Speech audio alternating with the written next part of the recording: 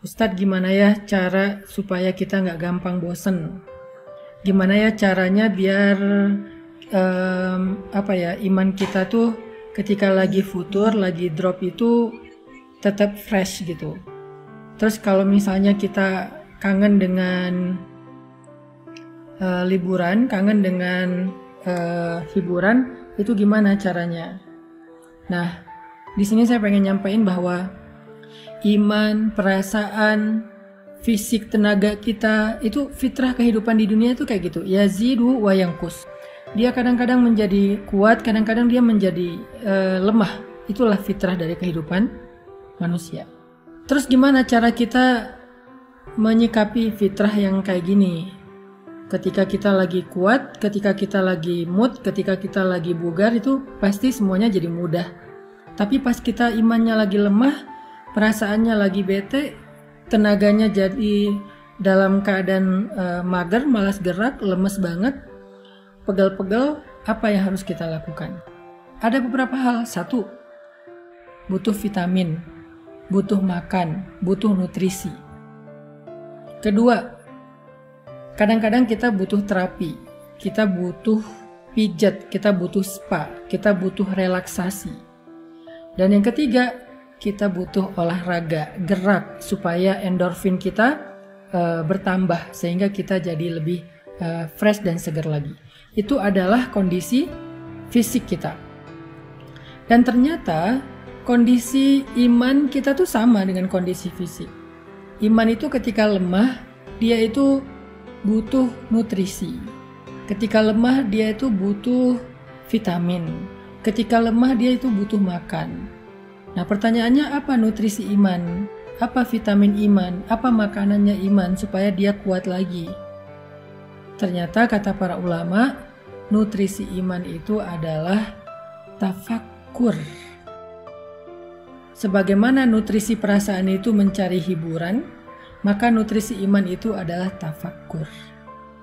Apa itu tafakkur? Tafakkur itu memikirkan tentang kebesaran Allah. Itu nutrisi iman.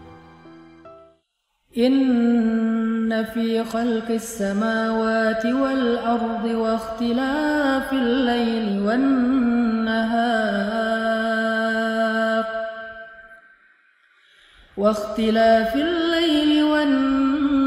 nahar la ayatin li ulil albab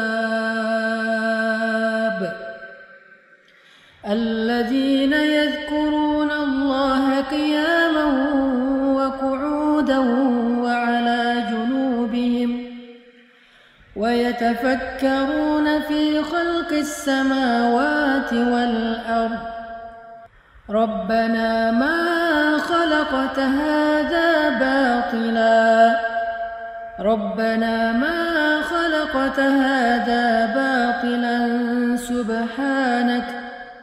سبحانك فقنا عذاب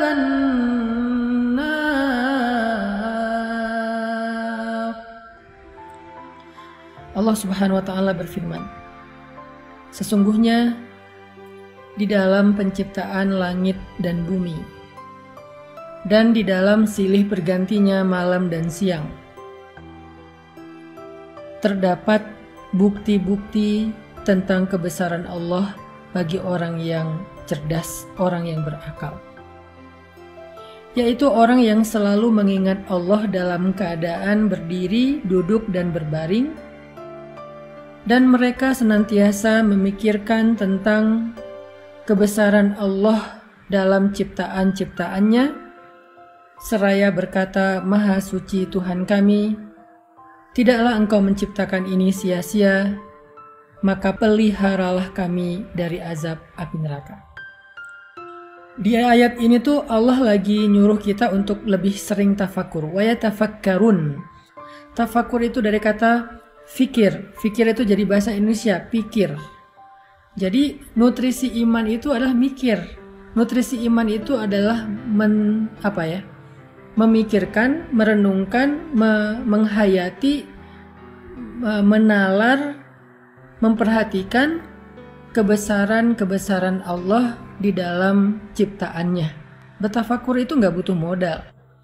Kita bisa keluar sebentar, ngelihat langit, di situ kita bisa tafakur. Kita bisa nonton Nat Geo tentang misalnya animal, tentang planet, tentang earth, tentang apa misalnya people atau apalah tentang kehidupan. Di situ kita bisa tafakur tentang betapa Allah itu agung banget ya, menciptakan segala sesuatu dengan sangat-sangat sempurna. Yang di dalamnya itu semuanya ada ayat, ada bukti. Bukti Allah Maha Pencipta, bukti Allah Maha Kuasa, bukti Allah Maha Mengatur, bukti Allah Maha Raja, bukti Allah yang Maha Memberi rezeki, memelihara.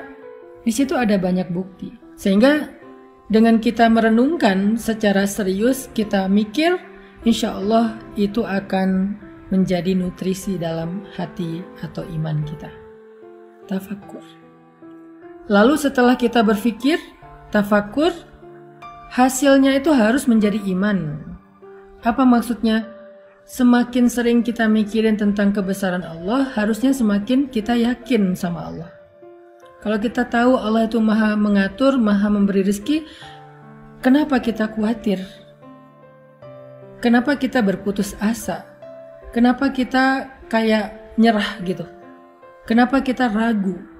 Kenapa kita nggak mau ngapa-ngapain? Kenapa kita akhirnya kayak mundur? Padahal kita yakin Allah yang Maha Memberi rezeki dan Allah yang Maha Mengatur. Kenapa kita harus khawatir? Itu namanya tajdidul iman, memperbaharui iman.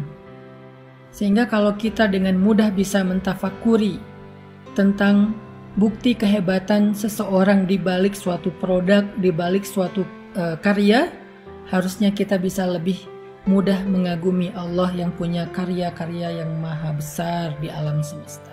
Karena kita udah ngelihat karya Allah, ciptaan Allah, kagum sama Allah, harusnya kita percaya. Apa bukti kita percaya? Kita ikut, kita nggak protes, kita nggak membantah, kita nggak mendebat, kita nurut. Itu yang disebut dengan tafakur, teman-teman. Percaya sama Allah. Makin kuat kita percaya sama Allah, semakin kita berkurang rasa khawatirnya. Kalau ada rasa khawatir dan bingung, pasti ada ragu kepada Allah. Pasti ada ragu kepada Allah. Semua kita punya keraguan tanpa kita sadari terhadap kebesaran Allah. Kita boleh bilang saya yakin sama Allah, tapi nyatanya nggak cukup dengan lisan, dibuktikan itu di sini. Pembuktian itu ada di hati kita ketika kita ada masalah. Seberapa mudah kita tenang ketika ada masalah bahwa Allah Maha membantu, Maha menyelesaikan. Di situ kita akan tahu kita ini imannya kayak gimana.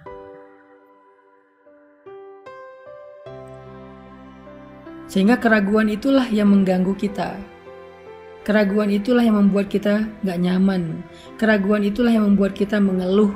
Keraguan itulah yang membuat kita menyesal dengan satu kebaikan. Keraguan itulah yang membuat kita galau. Keraguan itulah yang membuat kita berputus asa.